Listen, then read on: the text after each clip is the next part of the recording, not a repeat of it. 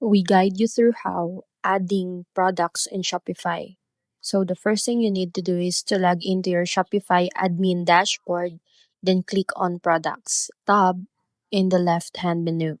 Hit Add Products and enter your product title, description, and images to make it visually appealing. Next, set your pricing and inventory details, including SKU numbers, quantity, and whether you want Shopify to track stock automatically. Don't forget to assign the product to relevant collections and add proper tags for better organization and searchability. Then configure shipping options by specifying weight and delivery methods, and if applicable, enable variants like size or color to give customers options.